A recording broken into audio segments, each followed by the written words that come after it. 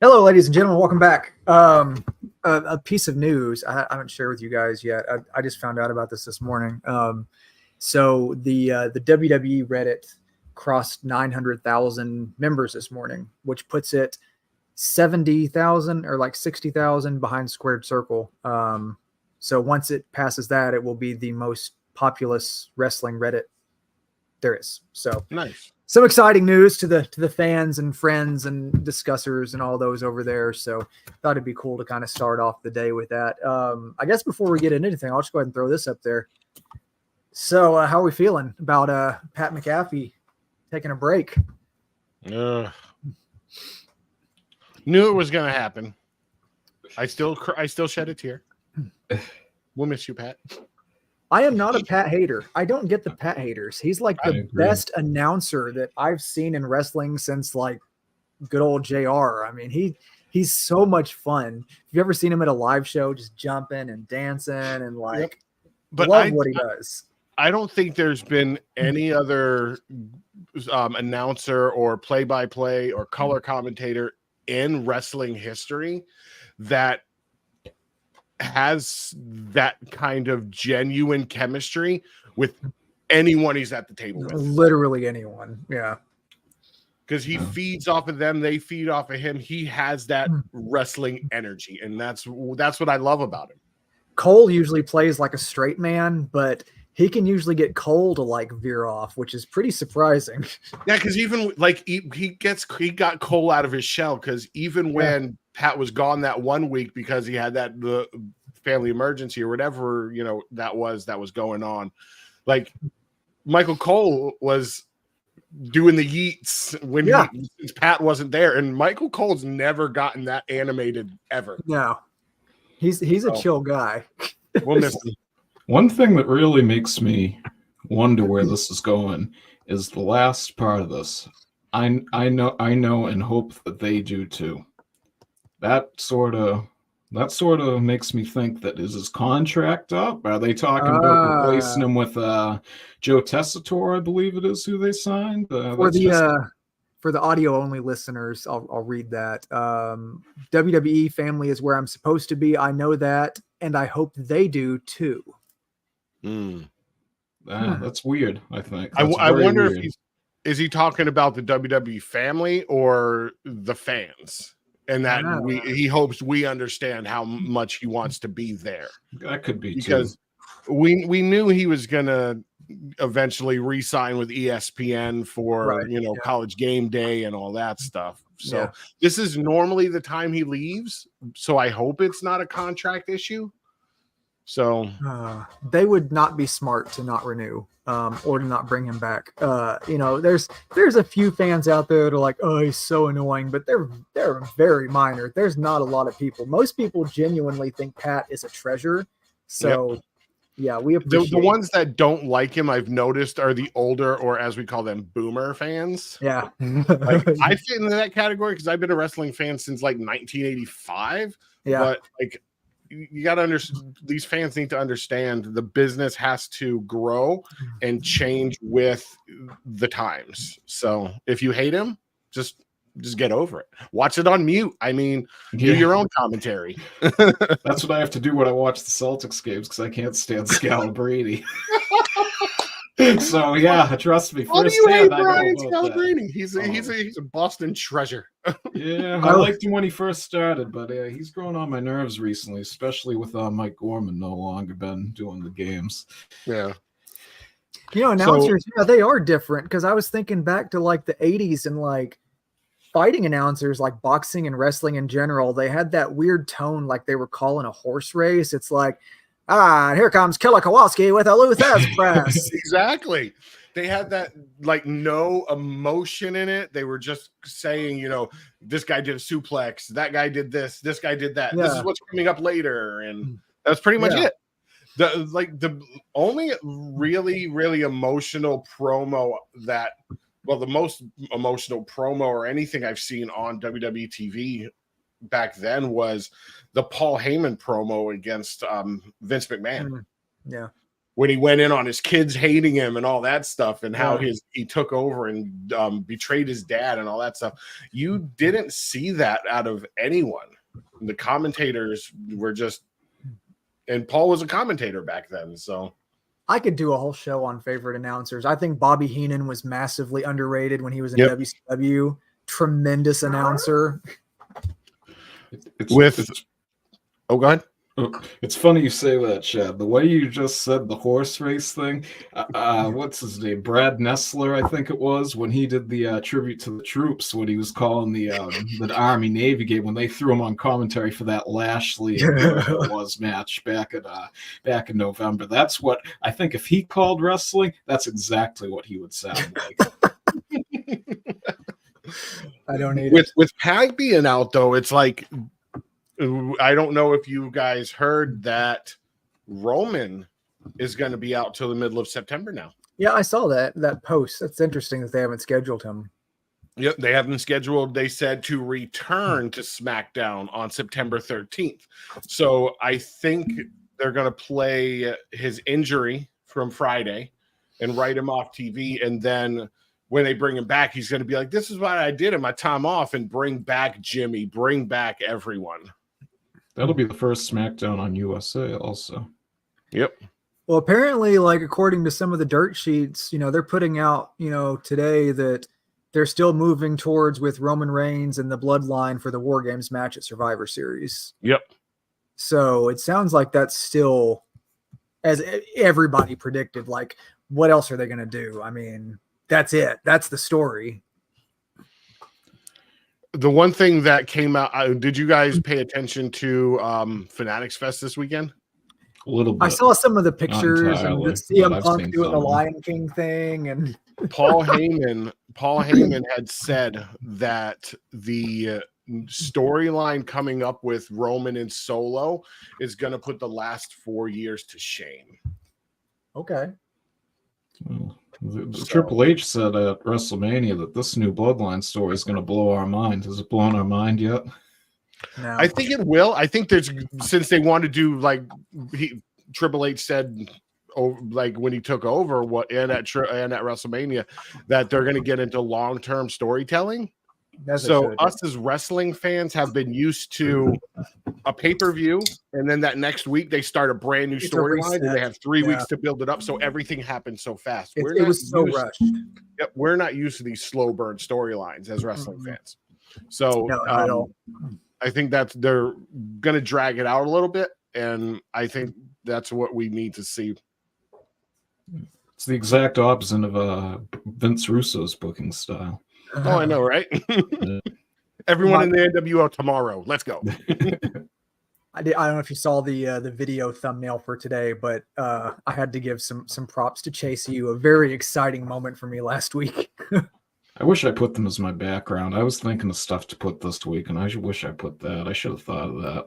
That one was like everybody, yeah. Yeah, where they were all celebrating with the confetti coming down. It's good. NXT was interesting. All right, why don't we mix it up? Let's start off with NXT. Let's do it a little differently. So Charlie Dempsey beat Tony D to win the Heritage Cup. Lexis King won a match against Eddie Thorpe. Lola Vice defeated Tatum Paxley. The only bad thing that came out of it. Oba Femi defeated Otis in an open challenge for the North American Championship. Izzy Dame defeated Brinley Reese, and Chase U defeated Axiom and Frazier to win the titles. That was an awesome show.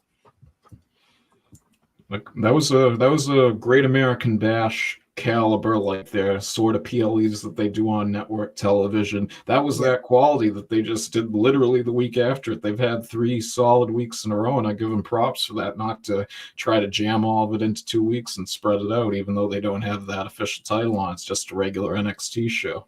It felt like Bash night 3 or week 3. Exactly. Yeah. I think we'll be going in very strong from here until we get on the CW. And as it's appearing, they're going to put a lot of effort into those shows, going to those arenas, having Punk and Orton show up at 2 different shows. It's going to be good on Tuesday nights here for at least the next few months, I'd say. Yeah, I'm really excited. Like, NXT is just blowing up, and getting onto CW, like, network television, like it's going to be, I have a feeling it's going to be like one of the hottest shows. Yeah. It's been blowing up. Like up until I think within the last year, I paid attention to NXT, but I never really would plan to sit down and watch it on a Tuesday night. I would watch the highlights on Wednesday and see what happened just to keep up with it. But lately, it's just been like Tuesday nights. I'm like, all right, got to be in front of the TV. Let's go. Yeah, it's actually like it's must-see live TV now. It's really good. The people that guys notice complain about NXT are people that say, "Oh, it's not nearly as good as Black and Gold." Like, I don't know how people compare them. And I agree, they shouldn't compare them. But you shouldn't go in with the mindset thinking you're going to get the same thing as Black and Gold with this. It's a completely different regime, completely different talents. You got to go in with an open mind to it. You'll enjoy it. But if you're just getting into NXT, you can't go off of that first episode. You got to give it a few weeks before you actually get hooked onto it. Yep. Yeah, you got to give it time. It'll grow on you.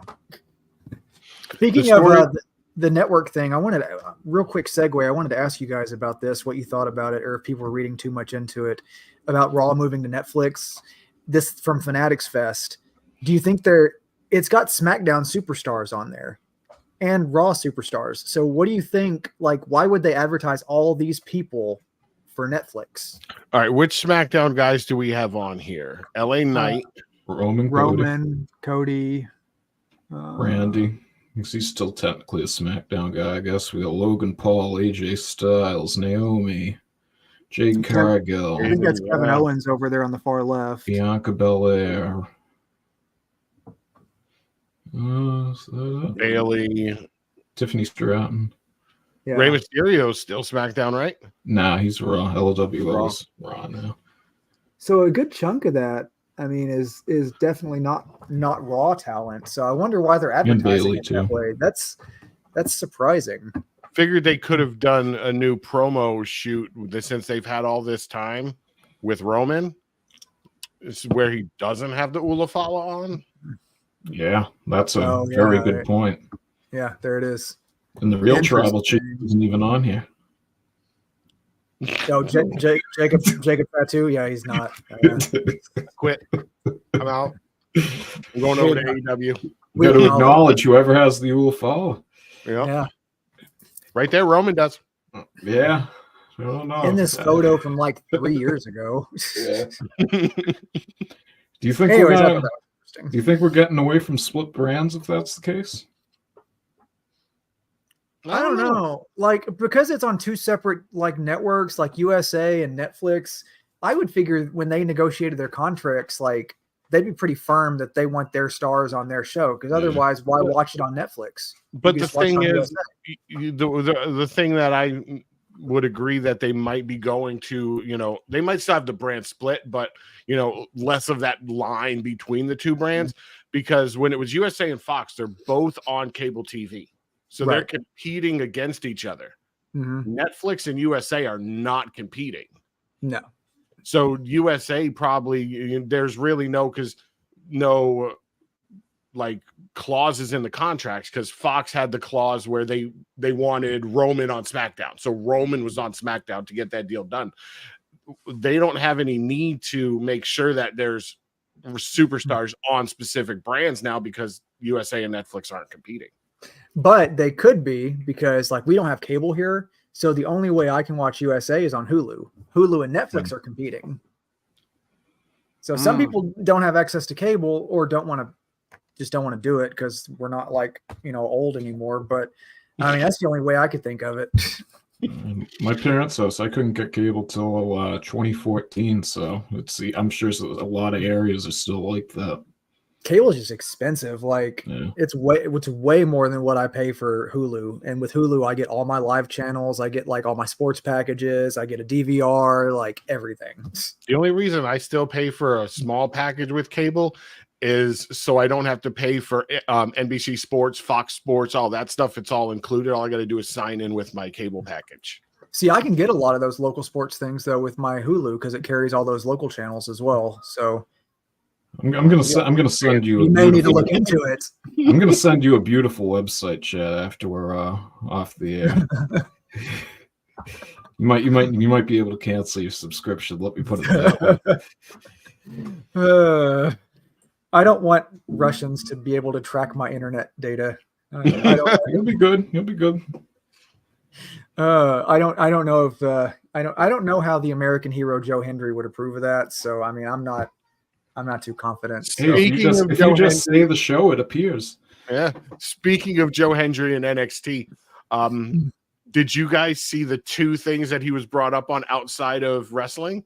I saw the Domino's thing. Domino's ad, and then there was, I can't remember exactly where it was, but there was a sportscaster that was talking about one of the players on their football team. I forgot where it was though, but he was like, just say his name, and he appears, and he's like, I'm not talking about Joe Hendry. And then he started talking about the player. I was like, goddamn, that's awesome. You gotta love that cross generation feel. I mean, it's just everywhere. Like that's nuts. He's gonna be like somebody needs to hack the big screen at the DNC and put up. Oh my god, that'd be hilarious! Because at some point, again, not to do politics, but again, Obama's doing a speech, and someone change that we can believe in was like his phrase. So someone's gonna say I believe or we believe at some point in time.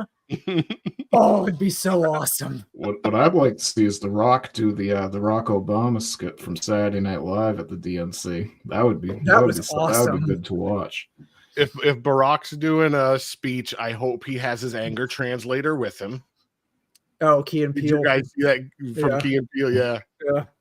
I hope he does. That would be so classic. I mean, Hogan was at the RNC, so maybe Rock will show up at the DNC. That'd be nuts. Yep. And then they have a match at WrestleMania. I'd be down for that. Don't put it at the top of the card, but I'm down to watch it. Opening match, Rock and Hogan. Kickoff show. Mid card match for the Heritage Cup. Let's go. Oh my god. Yeah, that would be fan. I mean, Dory Funk's like 111 years old, and he's wrestling, and Hogan's like 90. So I'm sure it would work. They could work out some cross promotion deal with. They got him on. They got him all done up like Weekend at Bernie's. They got a guy above the ring with strings puppeteering him now. Yeah, he's so old. Yeah, I want to see it. Oh man, because I think Rock is he's a pretty liberal guy, so I'm pretty sure that could happen. Yeah. Oh, that'd be so funny. It probably won't happen. I want one of those two things to happen: Rock or Joe Hendry. Both. They're in the United Center, though. Man. Who else do we connect with the United Center? CM Punk. Yeah. There you go. Yeah. Comes out the Cult of Personality. Let's go. I always think of that meme every time I think of it, and I keep waiting for some politician to do this. I remember seeing the meme with Bernie Sanders with the Money in the Bank briefcase, and I keep waiting for him to show up at one of these DNC events with a Money in the Bank briefcase just for fun. It'd be so hilarious. He shows up with the Money in the Bank briefcase and rock bottoms Kamala. It's like, it's mine now. I got the nomination. And then Kamala the wrestler comes out. Oh God. And gets the nomination. Oh, jeez. This is why they don't let wrestling fans book political conventions. Yes. That means Corey Graves would be the first man. Yeah. Huh. Yeah. So back to wrestling. There was a Raw event that took place last week on August the 12th with I was excited. I haven't seen a Texas Tornado match in a while. I was excited about that one. Yeah. Damian Priest defeating Carlito, Texas Tornado match. American Made defeating Alpha Academy. Good for them. Number one contenders for the tag match, Damage Control versus, and we'll talk about this, the Pure Fusion Collective in a no contest. It's like a 70s funk band. A-Town Down Under defeating The Awesome Truth, Bronson Reed defeating The Miz, and as predicted, Braun Breaker defeating Sami Zayn to retain the title. So, most important, Pure Fusion Collective. Pure Fusion sounds like the next expansion for Pokemon. I mean, let's go. Let's figure this out real quick. It sounds like a hydrating water filter. Yeah. Pure Fusion water filter. I've heard some people call them the Pure Garbage Collection. Oh, Pure Fusion Collective, though, like a collective, isn't that like a where cult. you have sister wives and shit? Yeah. Oh. So maybe they're playing into. I don't know. That'd be interesting. They Okay, did a spin on the name the IWC gave him, I think, and then included the MMA background too for the Pure Fusion. I don't like it. It's stupid. What are we gonna do? The whole Dragon Ball Z, like, or whatever that was? Yeah. Wonder Twin powers activate. I mean, what the hell is going on here? I don't like it at all. No, I don't know if you guys heard, but the War Games match might be these two groups expanding. I'm not watching it. I'll quit. I'm going to AEW. I will admit AEW has better booking at that point. I will give Tony Khan credit as a better booker than Triple H if that happens at War Games. I don't know who like signed off on that name, but Triple H wasn't there last week, or was it the week before he wasn't there? It's probably on Bruce. SmackDown. Yeah. Oh, I was gonna say maybe someone else signed off on that. Hopefully, I mean, I think that sometimes they throw these things out there and they don't work out. Like the Viking Raiders. What were they called? That everybody made fun of their name. The Viking Experience, and everybody said that was like the dumbest thing ever, and then they changed it back. So. What about Street Trash? Can we talk about that for a second? Jesus! How they were going to name the Judgment Day that? So something tells me that whoever came up with that name was the same person that came up with this one. Pure Fusion Collective should be called Street Trash. Like, what is going on with that? Like, American Made, I understand. Alpha Academy, great. Judgment Day's amazing.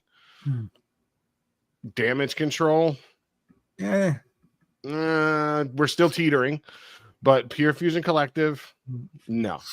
Street Trash, A-Cloud Down Under, I'll still be behind that one. Yeah, not Street Trash though. No, that was crazy. I don't know who the hell came up with that. I read it came from Balor, was what I read. Yeah, really? There are rumors that during they're still going to reference them as Street Trash, but they're still going to be called the Judgment Day. Yeah.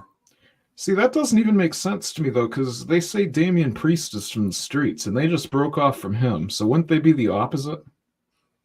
Well, they're the Danger Twins or whatever. Terror Twins.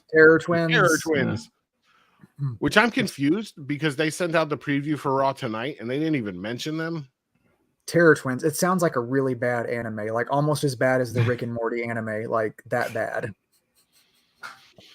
Yeah, and I've seen some pretty bad animes. Go watch the Rick and Morty anime. It'll change your perspective. There's nothing worse. But going back to Raw, though, like Damian Priest, Carlito, good match. I'm liking Priest as a face. Like I didn't like Priest that much before, but like I'm okay with him. Like his promos even feel better now. I started buying more into him when he started joking around with Jay backstage and laughing with him, and when Jay was like, "I heard Rhea's single again," he's like, "Yep." Oh. They did a phenomenal job of building him up. Like I think him dropping the belt was the best thing that could have happened to him based on the way they built up the character. But the other thing is I think for this, I know we talked about a possible Rhea versus Dawn match, which we know is probably not going to happen, which we didn't think would in the first place. But this mixed tag match, why don't you make it a street fight or a tornado tag match like we had this week? That way, say for example, Rhea could get the pin on Dawn. Yeah. Is it going to be a legit mixed tag match where it's female on female, male on male? No, it'll probably, I bet they do like mixed tag and the men don't touch the women and the women don't touch the men, but Rhea beats up on Dominic and Dom just doesn't hit back. So Rhea gets her licks in, but it doesn't piss off anyone. Yeah, could see that for sure. Yeah. So it'll be a no DQ street fight, mixed tag or whatever, no DQ, bloodline rules, whatever you want to call it. But Rhea gets street fight. Yeah. Yeah. I saw a meme the other day. It was the Spider-Man pointing meme, and it had all these different match types. I saw that too. Yeah, and bloodline rules and no DQ, and I was like, yes, exactly. They're all the same. Extreme rules. Yeah. So, one thing that I'm curious about on the subject of Raw, and that kind of goes into tonight as well, is that there's a match. Odyssey Jones is having a match, and he's, I guess, part of the New Day now. I'm really interested to see where that storyline goes, because I'm definitely interested in the subtleties that have been going on with that. Yep. So that's one that I'm watching that I'm really excited about. It's like minor storytelling, but it's that kind of minor storytelling that's really like sucks you into it with subtle facial looks and stuff. Like, I love that stuff. With Xavier Woods, when he was talking on Monday, and the mic, what's his face, ripped the mic out of his hand. The look on his face. And then I know I sent you guys the pictures, but the advertisement for Netflix, Raw on Netflix, with Xavier Woods in the black and red, looking angry and evil, like we don't normally see him. I don't think it was in that picture. I don't see him in that one. Yeah, there was a different banner that I sent in the group chat. That actually showed him like doing the prison pose, but angry and evil looking. And I think that's what we're going to end up seeing out of him. And I think the New Day is going to be done. Yeah, I know I'm one who doesn't like splitting up tag teams, but I bet an Xavier and Kofi match series, they're both hella talented. So I'd love to see it. I'm surprised that so many people think that we're going to get this turn from Xavier tonight. If we've learned anything from this long-term booking, is they're not going to give us that gratification this quickly. I know they've been sort of teasing it for a while, but you just brought Odyssey Jones into the picture. And another thing I've been seeing people say too is they could also have Big E come back at some point to try to reunite Kingston and Woods down the line after they have this feud and Xavier gets a singles run. Xavier's going to smack Kofi so hard he's going to turn Jamaican again. I got it. Xavier and the New Day split. They bring back Tyler Breeze. What's he doing nowadays? He's only on Up, Up, Down, Down now. That's it. When they released him, he didn't really do much, but then WWE re-signed him to help Xavier with all the Up, Up, Down, Down stuff. So he's been over there doing videos and all that stuff with that. Quick thing, Jason. Did you know he works at the Performance Center, apparently. Yeah. Did you know Kofi Kingston graduated from Boston College? Yeah. I just learned that this week. I didn't know that. When they did the go back and watch the episode on Peacock WWE Ride Along with the New Day, and they talk about it because they were driving from Boston, I think, to New Jersey or something, or New York, and they discussed it because they went to go out to eat after the event, and Kofi started talking about, oh, this is where I used to go eat when I was here in college and all that stuff. I hope he's not a Red Sox fan. That episode is amazing because Big E's in the back seat and you have Xavier and Kofi in the front seat. And halfway through, Xavier starts eating, or Big E starts eating snacks in the back seat while he's like just doing splits. His legs are just like spread wide the hell open doing the splits in the back seat. I know Kofi's a Patriots fan because he brought Drake May the legacy title at the draft. Okay. Interesting. Well, they can't all be winners, so he can have that one. We have a football team. Too soon? Nah, I'm not a Patriots fan, so I'm not grouped in this. We couldn't even get an XFL team, so that's pretty bad. I was going to say, you got to talk to The Rock about that one now. Yeah. You got a college team. It's now what is it? What's the league called now? Because the XFL. UFL. That's what it was. Yeah. They don't got Herschel Walker like the UFL did in the 80s. Oh, Jesus. I don't think they want to go down that road. I still remember in the 80s, I watched UFL only because I liked Herschel Walker. And now, now he's Herschel Walker. Yeah, now he's Herschel Walker. Yeah. The name's gone a different meaning. So what else did we have? We had the start of the face turn for Damage Control.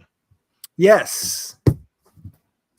Interesting. Which I thought was awesome because even was it on SmackDown that they even did a little bit, or was it in a dark match or something where Kairi Sane actually came out as a face? Yeah, and I know I think it was Io Sky. It was Io or Kairi. One of them had a dark match with Braun Breaker as a face, or Braun Strowman. It should be Braun's. Yeah, that's what I meant. It was Kairi. Was that Kairi Sane? Yeah. I think so, yeah. So, yeah, they're on their way. I mean, sure.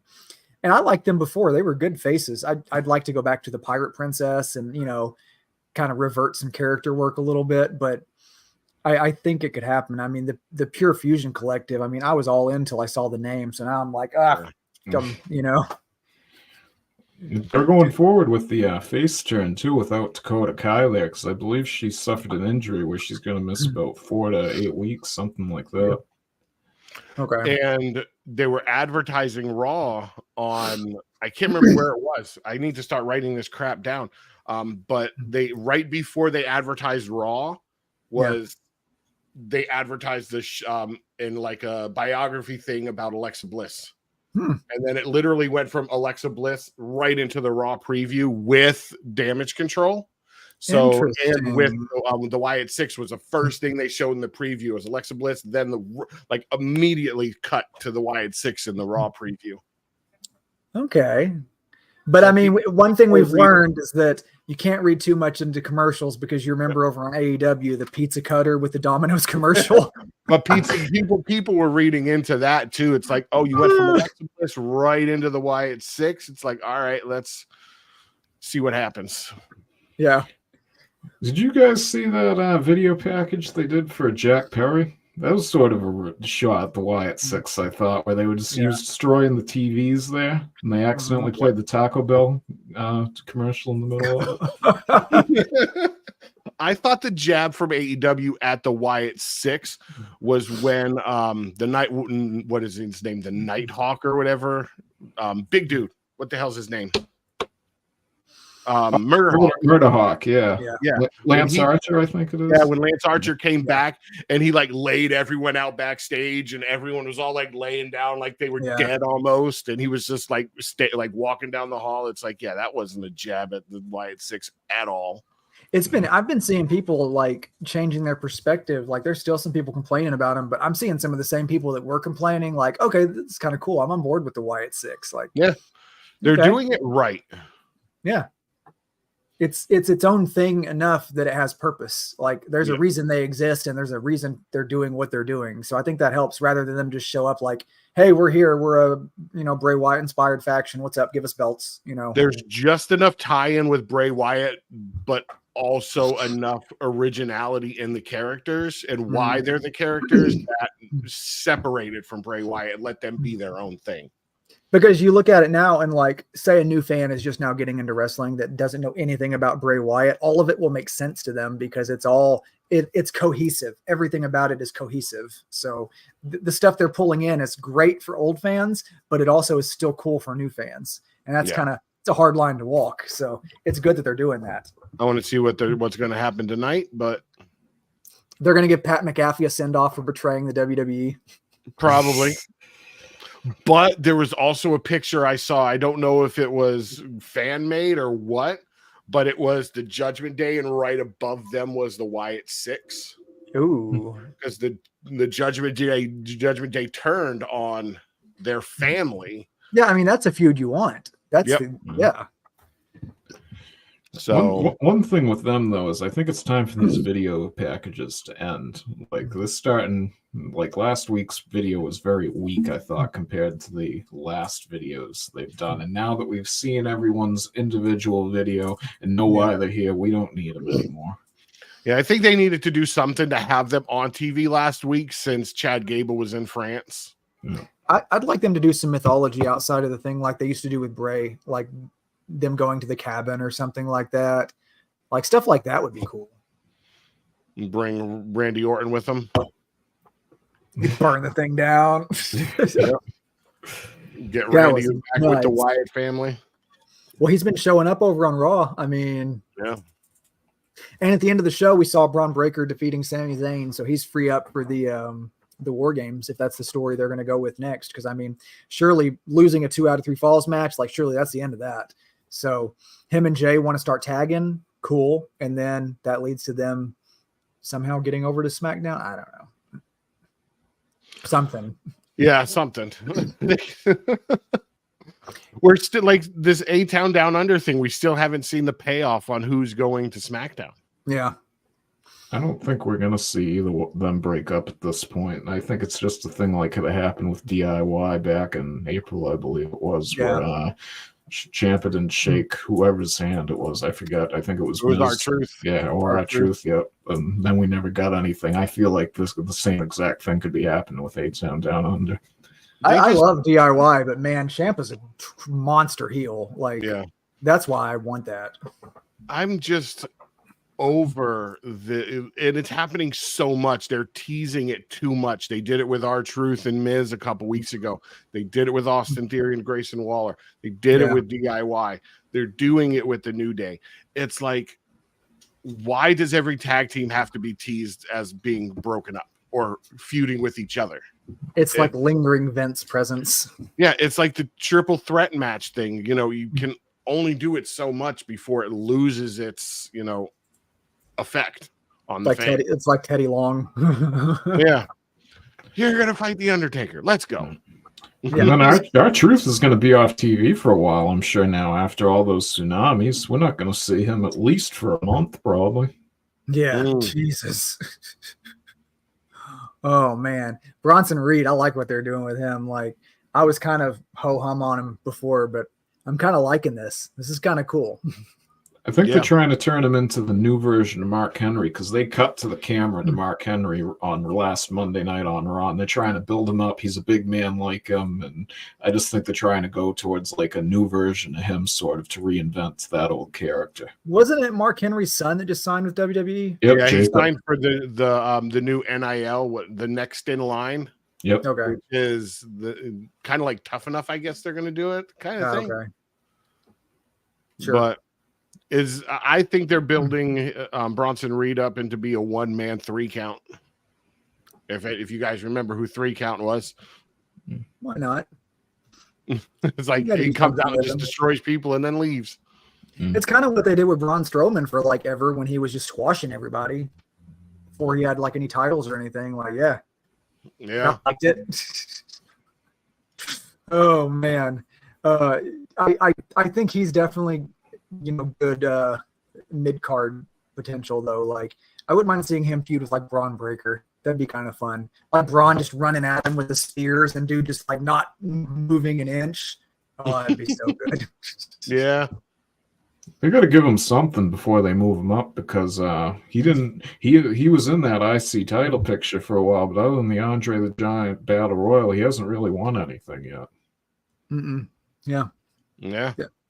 TV No. time, that's about it. But as they say, TV time, the fact that you have TV time at all is a good thing because this company has a lot of superstars. So, I mean, even making it on TV is still an accomplishment, I guess. It's something. I mean, why not? So over to Speed next. We have a quarterfinal. Austin Theory and Montez Ford ending in a draw.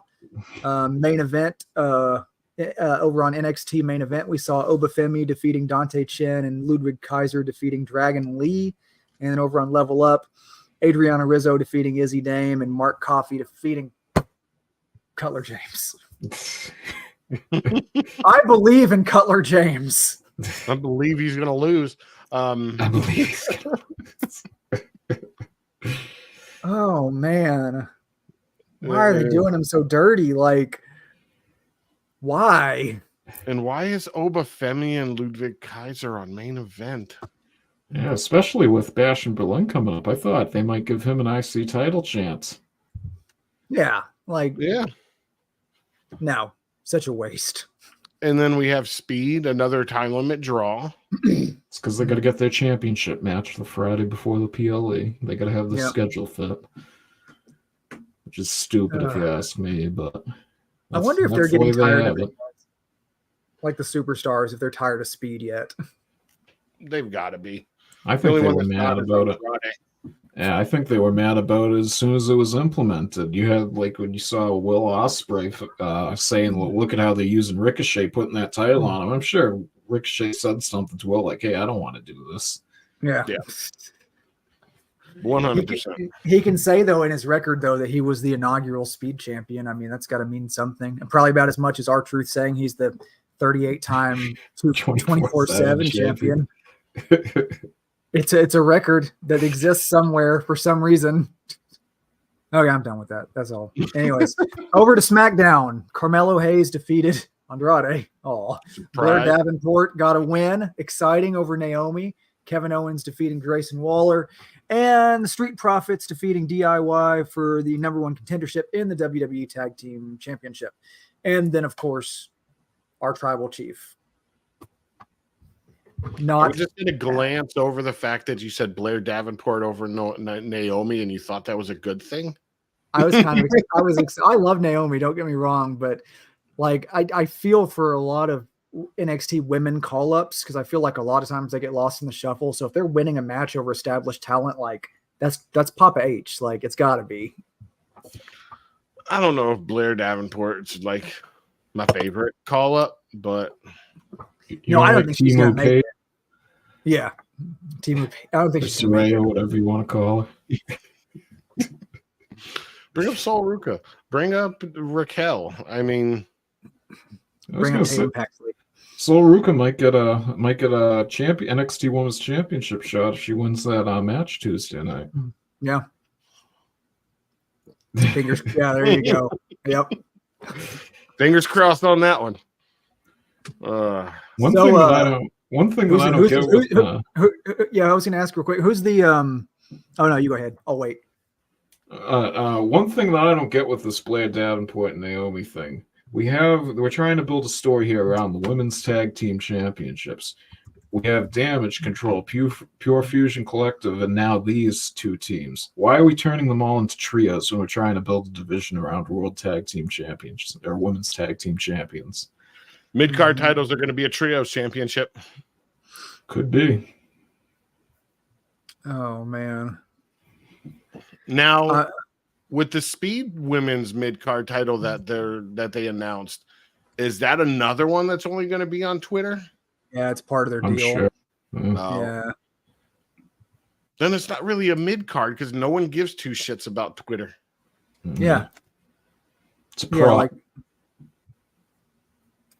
Yeah, I don't get it. I mean, I guess Twitter doesn't need people lured to it. It already does well. Like, you mean to tell me a WWE title that's exclusive to Twitter is like gonna change the game and lure everyone? No, it's not. Like, nope. Come on. Whoever came up with that idea for it to be exclusive, that is one of the single most dumbest ideas I have seen ever in wrestling, I think, because if you want to get eyes on the product and people to watch it, why would you not have your champion sport the title on TV? Yeah, exactly. Like, I mean, because people would watch it and on TV they could be like, oh, and that's the WWE Speed Champion who you can see in action on, Ron X. Yeah. Especially with people who don't watch the show live and fast forward through the commercials or don't get them. So they're going to have absolutely no exposure to that whatsoever. Yeah, exactly. Yep. So, yeah, it's good to watch in person as like a dark match because for a live crowd, it gives the sense that, there's a title match or something. There's something important to watch it for, like for the live crowd.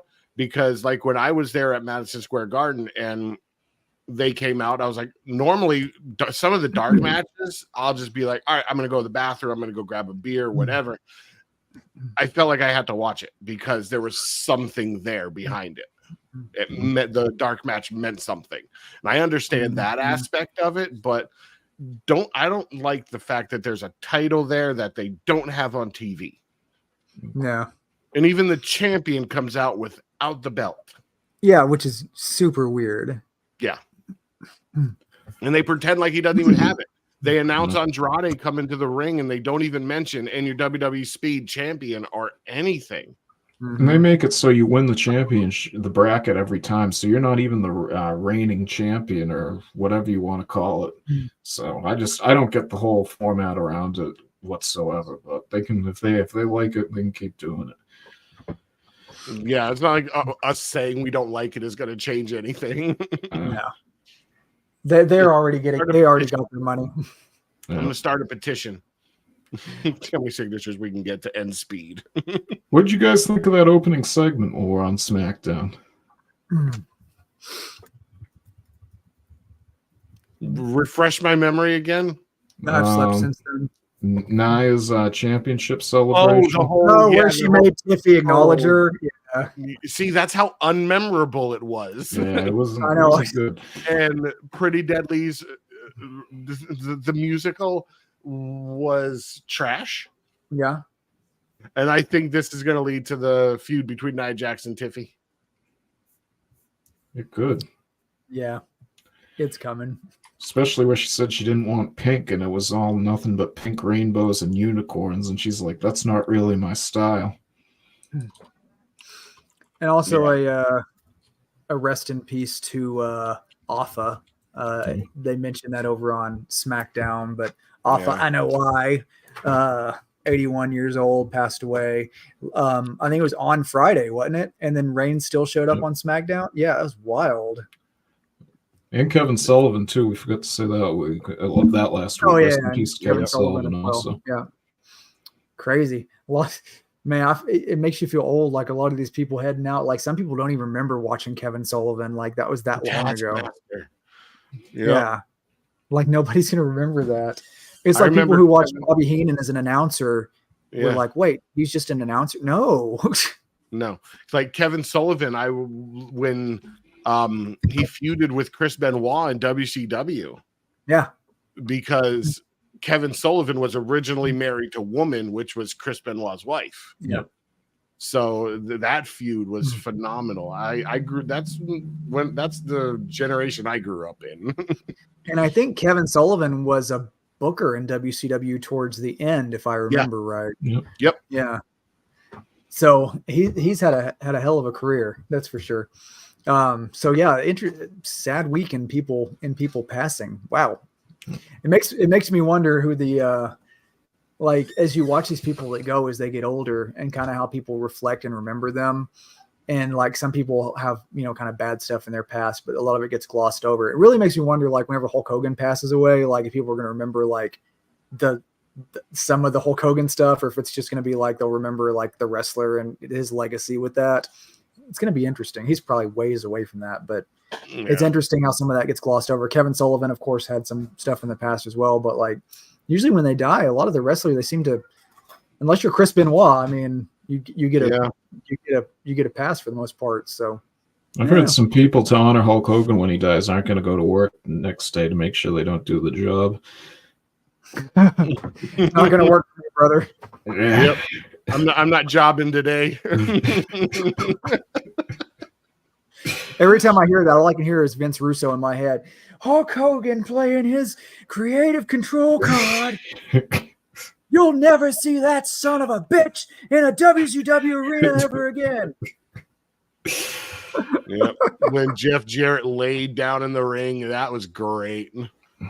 I know, and Hogan was like, "Don't do it, brother. Don't do it." Fine, whatever. Oh, the Vince Russo era. I could do a whole series just talking about the Vince Russo era. Oh my god. That was the most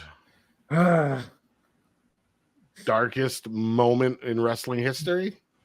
I mean, it was the new blood concept was pretty cool because, WCW for a long time was about like old dudes. So for a minute, it was kind of cool that like these younger dudes were getting over, but like a lot of Vince's booking decisions were not the best. Who was it that walked out of the new blood pay-per-view? Was it Goldberg? Ugh. I don't remember.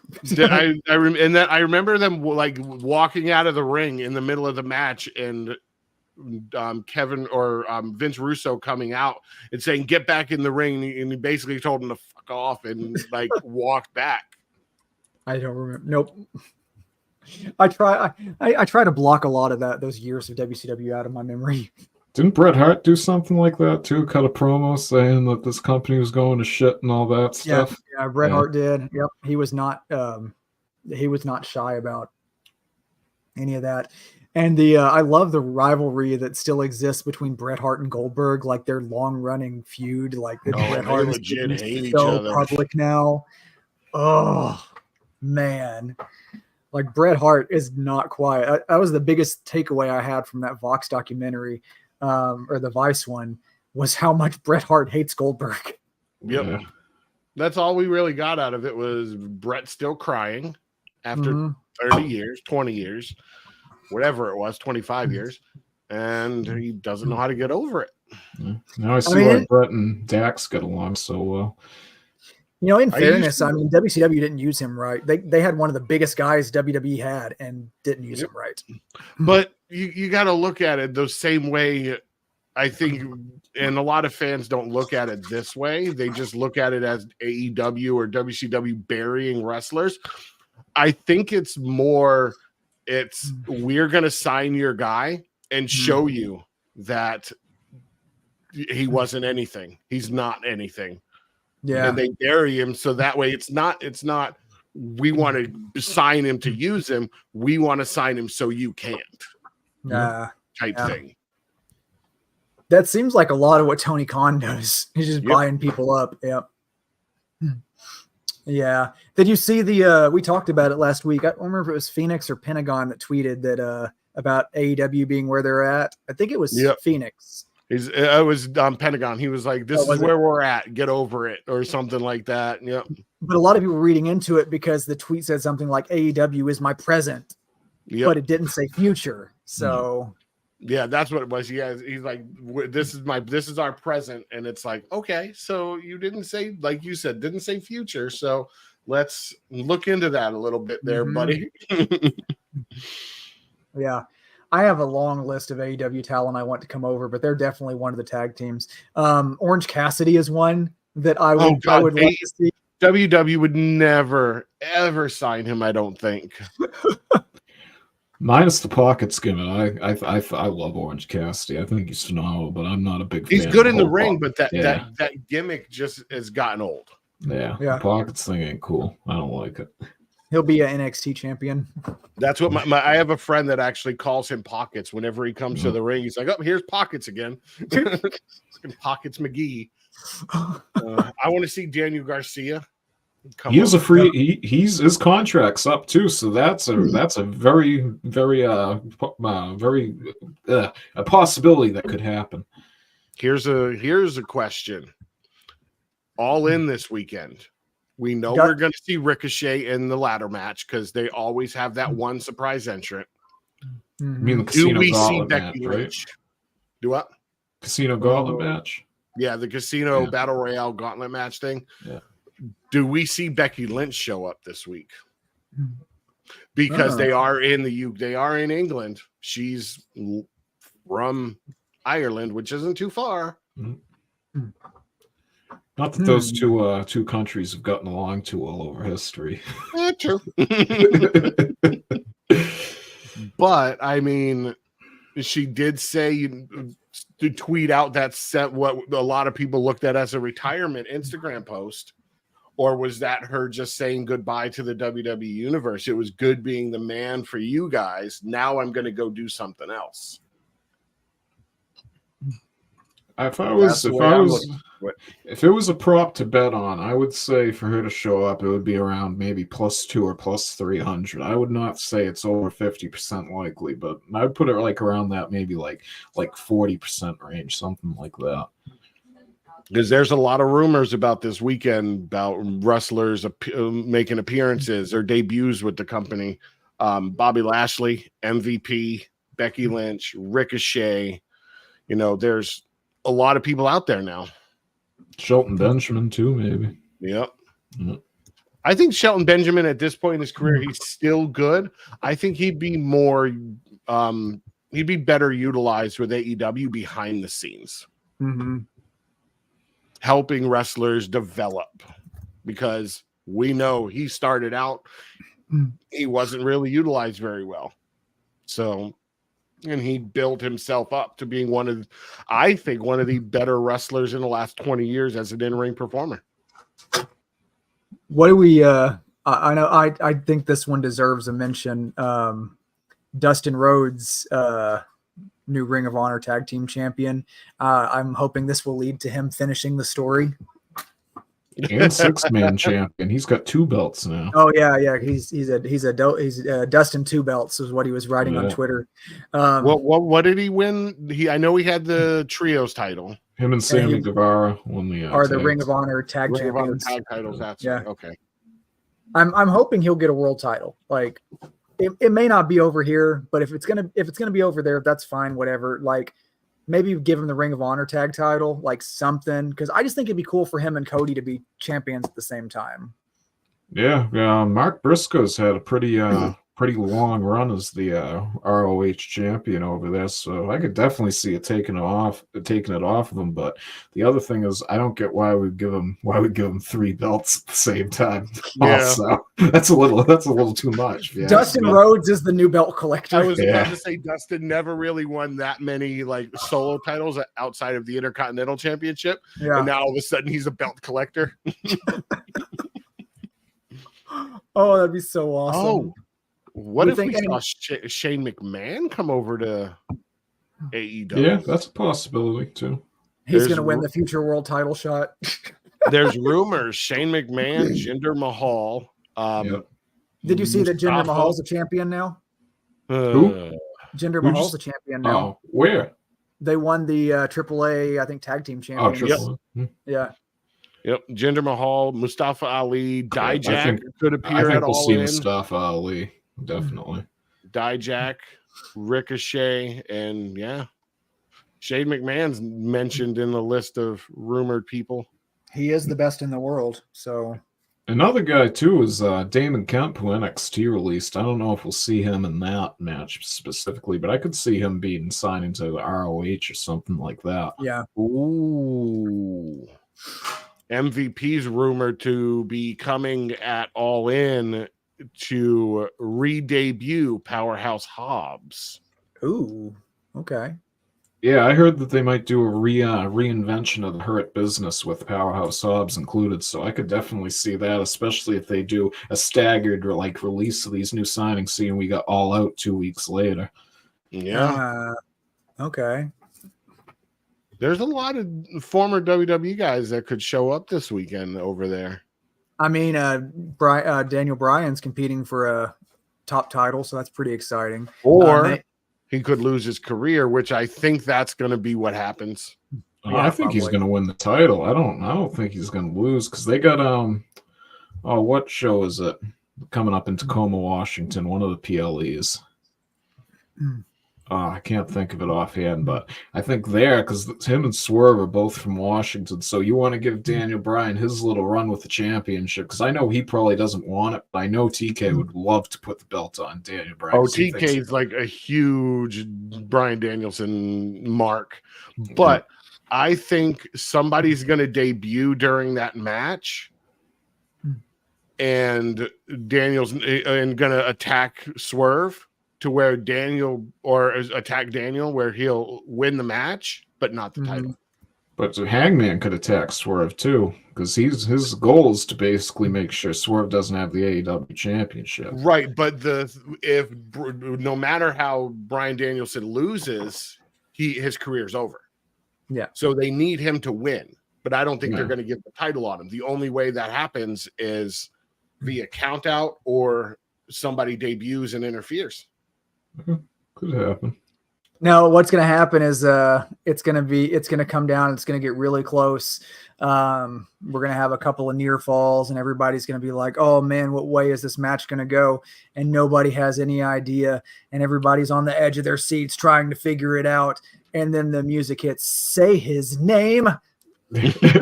No, freaking James Ellsworth shows up and attacks Bryan Danielson. and we get a Bryan Danielson, James Ellsworth feud. Let's go. Well, another thing is Nigel McGuinness too. He could just hop in there and cost in the match because he's been. I thought that might even be our all-in match. Those two. Yeah. Believe in pizza like we believe in Joe Hendry. See, now ever since we talked about it, now all I want is the DNC. Like, I want a Joe Hendry mention, like just Obama to say I believe in something or other, and then Joe Hendry up on the title. Oh man, I want Obama to take the nomination. I don't care if he gets with his money in the bank brief. He's got one too. I'm cool with that. He shows up with one too, and then Bernie Sanders shows up with one, and then Teddy Long comes out. I feel like there's a whole show here.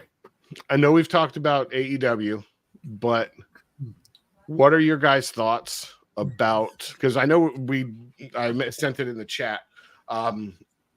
WWE hosting a live event in the same town, right down the street from an AEW pay-per-view on the same night.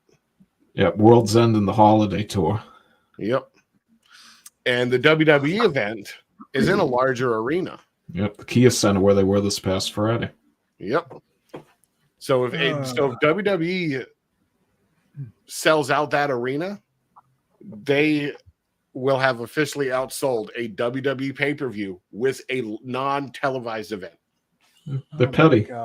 It's right up their alley. Look at all the things that they poked at recently. We have MJF's American flag. They put Logan Paul's banner. This week we have Kevin Owens say "Easy Dub" just like MJF. And he says, "Oh, what do they say? Easy Dub." And then we have Pat McAfee call Carlito the bad apple on Monday. Like they just want to keep just firing shots back and forth at each other.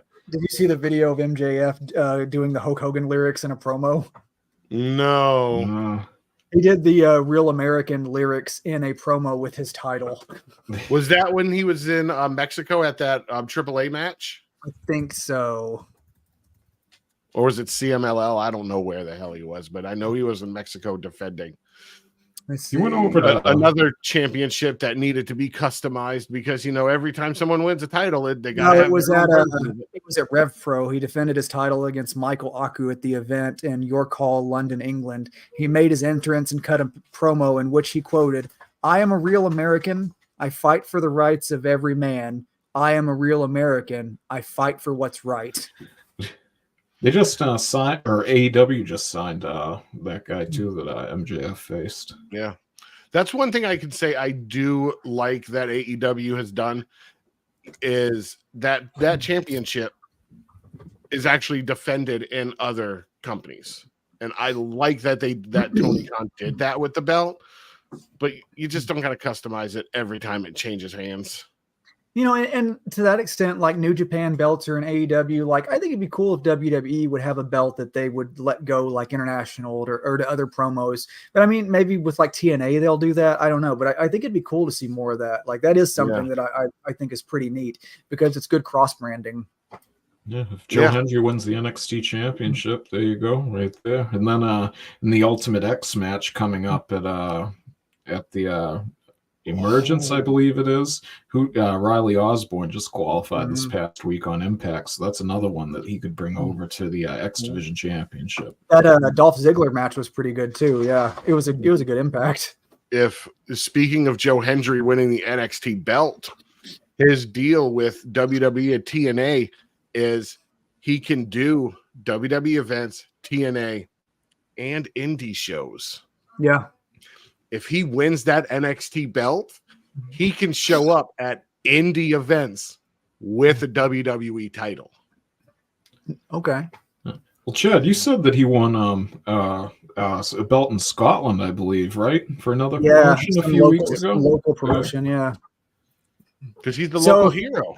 So if he could show up at like small indie events, like, like indie house shows and stuff, he could probably go to like an AEW show. Bad joke. I'm like, I don't want to say yes, but I'd like to see it. He could because the AEW stars are allowed to do certain indie shows. Yeah, there you go. could be on an indie show with an AEW guy. And then the booker, because the booker has no ties to either company, could put them in a match together. Yeah. I think he's going to be at House of Glory coming up in a few months, and there might be some other AEW guys there. I don't know who he's facing, but I know Dijak's supposed to be there too. I feel like the lines are getting more porous, which is really cool to see.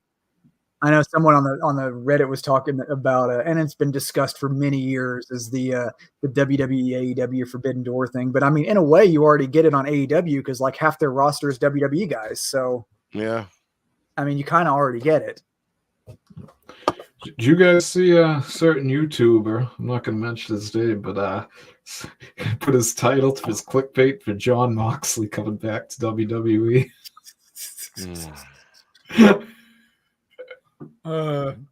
We need to learn.